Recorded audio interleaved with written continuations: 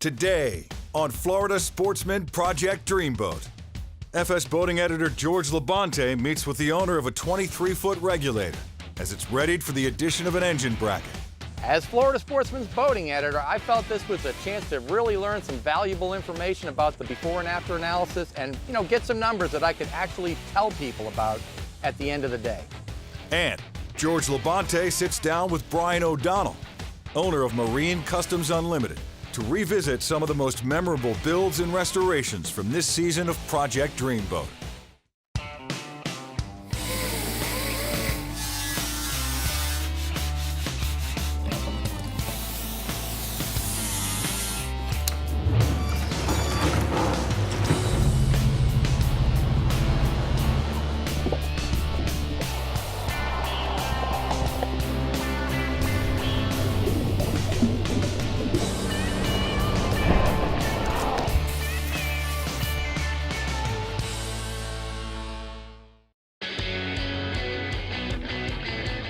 Over the past few seasons on Project Dreamboat, I've seen, and you've seen, a bunch of traditional well transom to bracket conversions.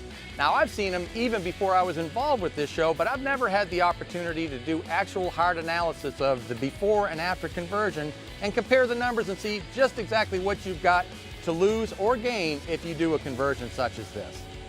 Now, this season, I was contacted by Scott Antonius. Scott has a regulator with a traditional well-style transom, and he's about to do a conversion from that style to an Armstrong bracket on his boat. Outside of the show entirely, Scott contacted us as a fan of the show and a reader of the magazine and said, you might like to compare before and after on my boat, and I'd offer the boat to you and we can look at the numbers and go from there. As Florida Sportsman's boating editor, I felt this was a chance to really learn some valuable information about the before and after analysis and get some numbers that I could actually tell people about at the end of the day. Now, the way we got our results was very simple. We ran a series of tests and took a baseline average of the numbers that we got. We started out with time to plane hole shot. Now, this wasn't very scientific. Basically, in a nutshell, we started the boat going with the tide with the trim tabs all the way up and tried to get on plane as quickly as we possibly could. Now, by going directly to sunset right away, this boat was able to plane in just over 7 seconds. Now, our next test was what speed was going to be necessary to keep the boat on plane. In other words, as I throttled back, at what point would the boat fall off the plane and want to squat? What we found was the little regulator needed a speed of just over about 23.5 miles an hour to stay on plane. This was both motors running at 2,900 RPMs and burning just under 14 gallons an hour. Now, the number that most people are really concerned with is how fast is this boat going to go and what kind of fuel numbers are you going to get to? So we decided we would test it at 3 very common ranges to run. We're going to test the boat at 3,500 RPMs, 4,000 RPMs, and 4,500 RPMs. This would be the most common scenario for speed that you would run offshore while you're underway. Now, sitting squarely in the middle of these 3 numbers, we found 4,000 RPMs to be probably the most comfortable range to cruise at, offering us just under 37 miles an hour cruise speed at 1.37 miles per gallon. Now, a few other numbers that we wanted to look at was really just a matter of something that I'm going to say is probably subjective. Okay, I wanted to see how the boat felt, how it handled underway in various conditions, a fishing scenario, at the dock, at the boat ramp. How did the boat perform overall in kind of an intangible way, something that you just have to know inside of you, okay? So we tried a few different tests.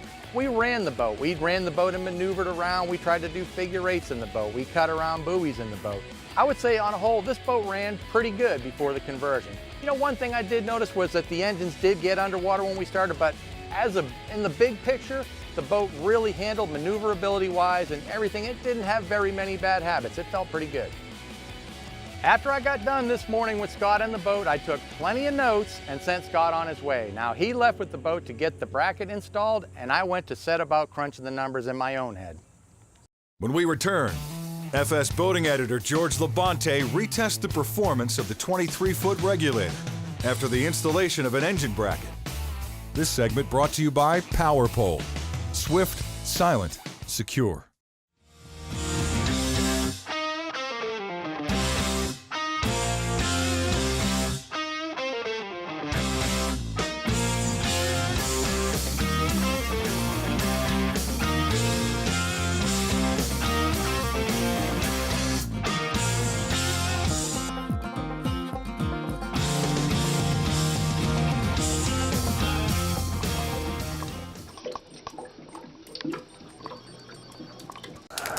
back to Florida Sportsman Project Dreamboat.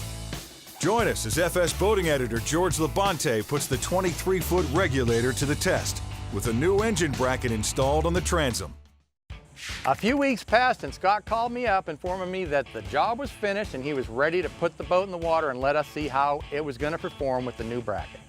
We met Scott at the boat ramp in Port Salerno, and one of the first things I noticed about this boat was it looked a lot cooler with the bracket on it. Now, it's kind of hard to say why, but just this boat seemed to stretch out a little bit and the boat looked a lot happier with the added length. I mean, something about it, it definitely looked nicer.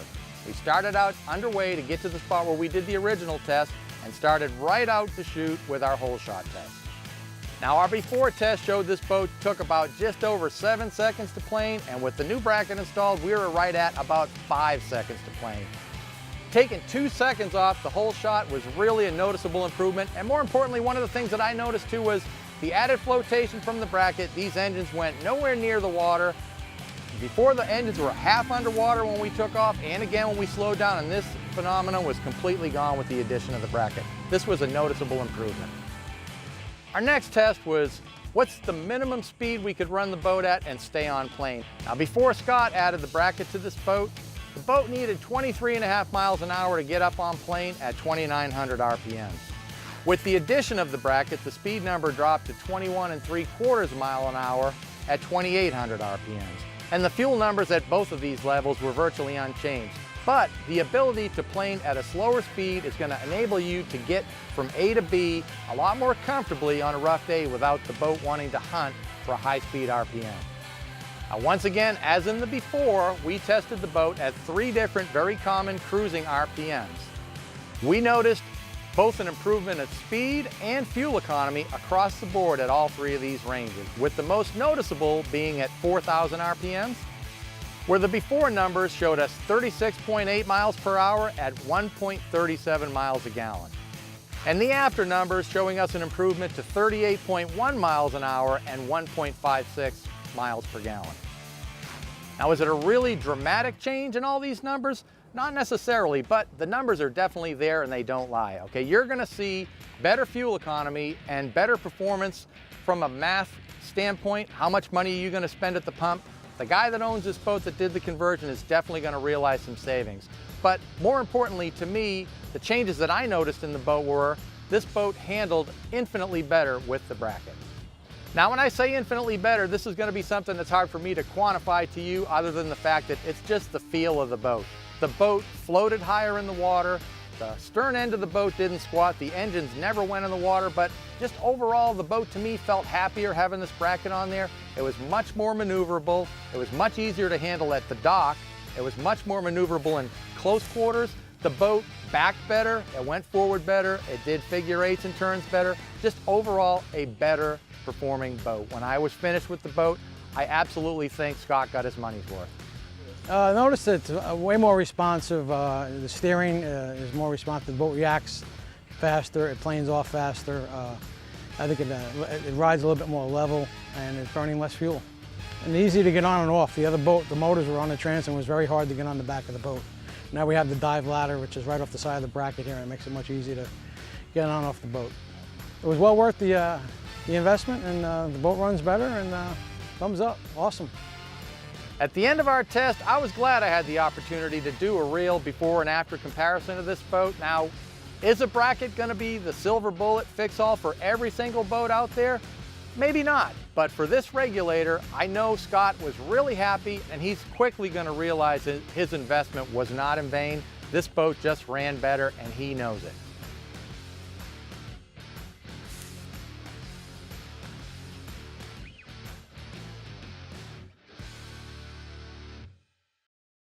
When we return, Florida Sportsman boating editor George Labonte sits down with Brian O'Donnell, owner of Marine Customs Unlimited, to revisit some of the most memorable MCU builds from this season of Project Dreamboat. This segment brought to you by Infinity by Harman. It's all about the music. At Marine Customs Unlimited, our professionally trained staff is committed to making all your boating dreams come true while providing unmatched attention to detail and quality. Specializing in custom boat building and modifications, fiberglass and gel coat repairs, insurance claims, upholstery and canvas work, custom dash panels, Yamaha outboard sales and service, and more. Marine Customs Unlimited. You dream it, we build it. Welcome back to Florida Sportsman Project Dreamboat. Join us as George Labonte joins Brian O'Donnell to revisit some of the most memorable MCU builds from this season of Project Dreamboat. Well, Brian, here we are again, another year in the books, man, and I'm telling you what, it seems like it's been a long one. It's been a really good one, though. That contender really generated a lot of interest and a lot of comments to me, emails and everything, and, you know, everybody's been saying, when's the contender splash? When's the contender splash? Well, you know, we've seen it now, but I saw the boat at the boat ramp going in the water when you guys put it in there to test run it, and that paint job on that boat was sick, man. I mean, I'm talking about, I had to do a 360 around the whole trailer. It really came out nice. Yeah, so the owner of that boat, Harold Paris, he came in here, initially called me about leaky fuel tanks in his boat. Next thing you know, the hurricanes happened, the boat came up here, it had a couple scratches and dings and dents, and he made the executive decision to go ahead and spend some bucks, and he said, you know what, I'm ready for those new Yamahas. I said, if you're gonna do those 300 Yamahas and you're thinking about painting this boat, now's the time to do it. All Grip has this new metallic paint. I explained to him, it's gonna just set the boat off, and the boat just really came out like a 10. Now, I noticed on the reveal part of the show that the owner seemed to go really crazy about that dash panel. How about that? Not only did we build a full panel, but we bent it in 2 areas, so it formed to the complete dash area. We took this new Infinity radio and we incorporated it from the back, even though it's not designed for it. Not to mention, when he looked up forward a little bit, he didn't just see the Infinity head unit, he saw those new Infinity speakers. And let me tell you, that was another cool part of the project. Listen, at the end of the day, he wanted a boat that looked like new. He got one that looked like it was better than new. Yeah, no, it was, and that's what I mean. Harold was awesome to deal with throughout the whole project. He gave me a lot of leeway and a lot of space to do my own thing, and I was able to really lay it out onto this boat. And I think at the end of the day, I hit it out of the park because he was super excited at that reveal. You know, another boat that really generated a lot of interest to me, and it looked kind of like a little brother to the contender, was that Paramount. That guy was really looking for some speed. I mean, the motor had everybody talking. It's a little different project than the contender. I mean, this was a complete rehab. This was a major refit, major structural work, stringers. We cut the cap down. But yeah, that boat was a major renovation.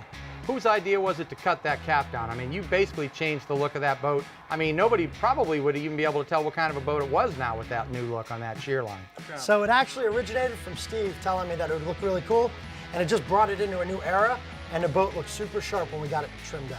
You know, the metallic paint again on this boat, is this going to be something we see? Is this like a trend starting here in the future? Tell me about that, and also a bunch of other stuff on the boat. You really dressed this thing up nice. Sometimes a customer sees a boat coming out of my spray booth and they see it, they gotta have it. And that was kind of what happened with Steve. He came up with the idea of going with the stone gray. The boat just came together. The taco rub rail with the stainless insert with the lights up in the bow, they looked incredible. We customized this console and we built it to where you'd be able to put a little angle cooler up there, be able to remove the cooler, use those custom angle brackets that strap the cooler down to strap down a live well when he goes fishing with his buddies. Not to mention the fishability of this boat with those power poles on the back. We were able to drop the boat, the bow stays in one direction. He loved the location of the Bennett trim tab switch. Being able to control this boat with that big motor on the back, not to mention the stereo system in this thing. The location of the speaker pods and how we position them to go up to the forward part of the console, those Infinity speakers, not only look awesome, they sound great. Okay, let's roll it back here. You got a cool looking boat that turns heads at the sandbar, goes 70 miles an hour plus, fishes. I mean, he's got everything he wants in the boat, obviously. George's no doubt. The boat looked awesome, sounded awesome. It was a great project. Okay, now on the other side of the spectrum here, not all boats are gigantic, big project type of boats. You know, I'm thinking about Ron Wagner and that Craft. Incidentally, this guy is a legend, old guard guy down in the Keys. And this boat was not a super fancy boat, but it turned into a big job. Tell me a little bit about the Craft. He buys the boat, he gets it home, he's cleaning it up, and he's got the smell of fuel in it. Go figure, it's got a rotten fuel tank.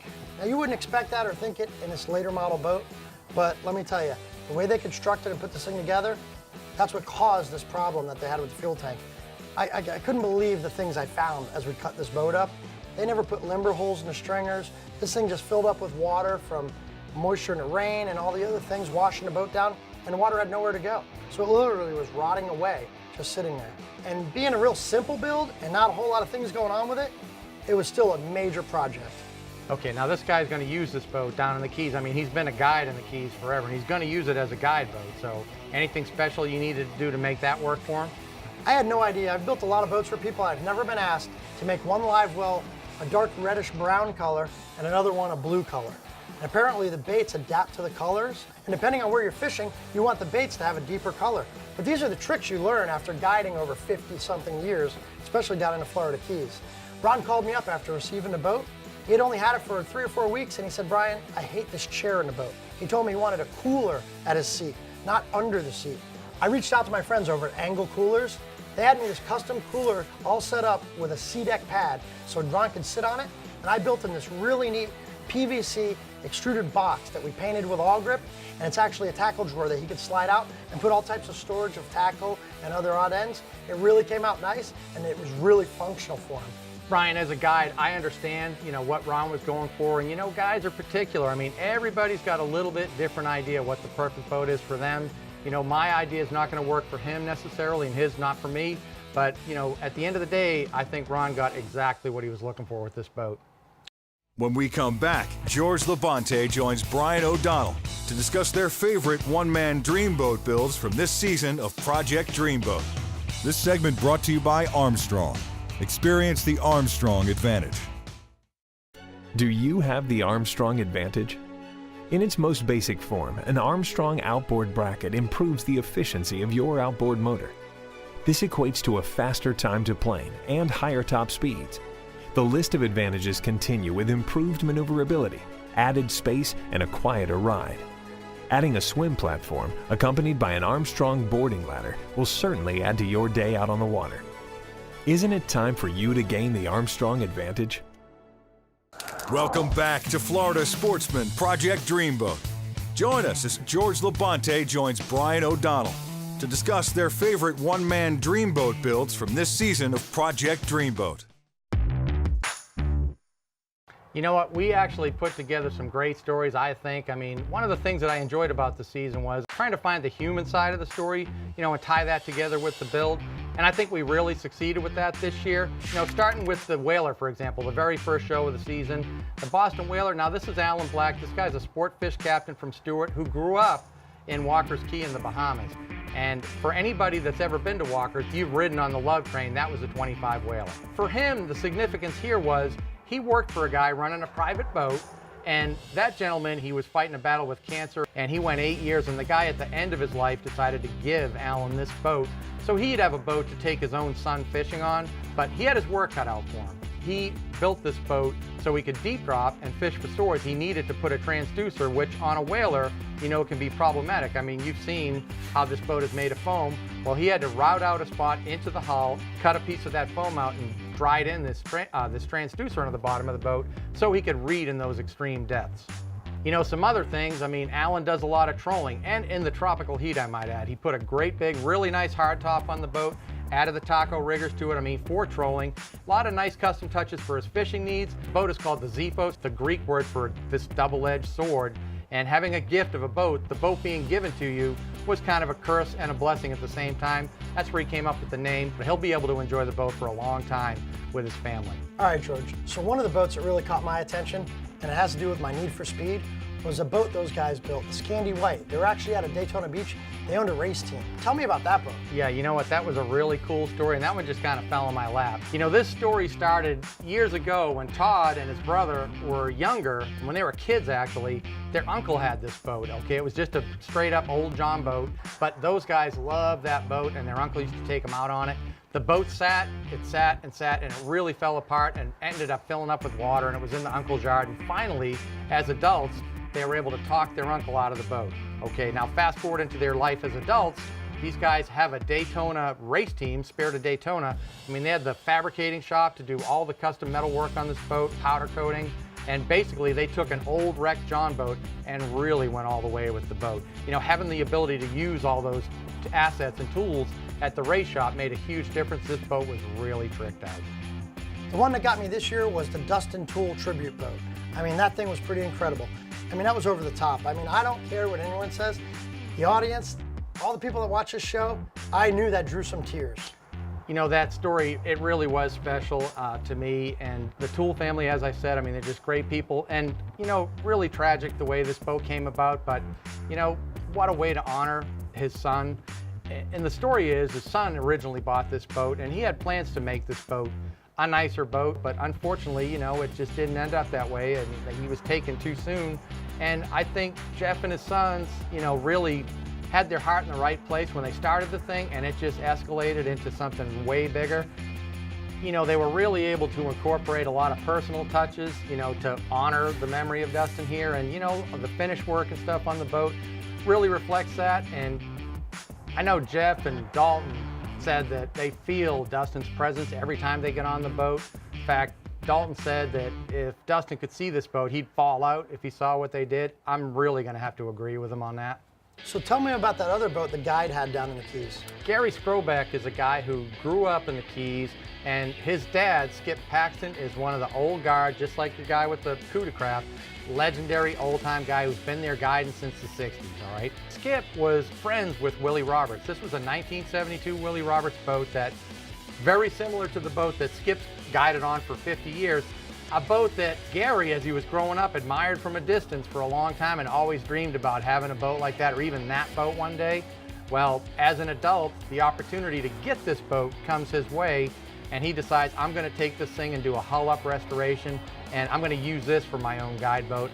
I mean, I'm sure this boat looked way better when he got done with it than it did the day it left Willie's shop. And it had the ride of a 72 Willie with all the modern technology incorporated into it. The last boat we're going to talk about here today is the Tonzi, the dumpster boat, okay? This guy is a person who has no knowledge of boats or boat building in any way, zero experience. Only boat he'd ever been on was he had a Zodiac that he took on a trip to the Keys, and once he did that, he and his wife decided they wanted a boat that they could go to the Keys and take vacations on. And here comes this boat next to a dumpster, and with no knowledge of boat building, the guy loads this thing on a trailer and takes it to his house and starts diving into this nightmare of a project, all right? He could transform the boat bit by bit from watching YouTube videos and going on boat forums and just talking to people. When we met him down in Palm Beach and I saw the boat for the first time, I couldn't believe this guy built this thing. He really demonstrates to the world too that, you know, you can put your mind to something and do it. You know, he said to us the very first time he put the boat in water, now, and he said the boat jumped off the trailer, and to him it actually felt like the boat missed the water. You know, like he felt really a sense of pride that he brought this thing back to where it belonged. I mean, it was really a really cool story.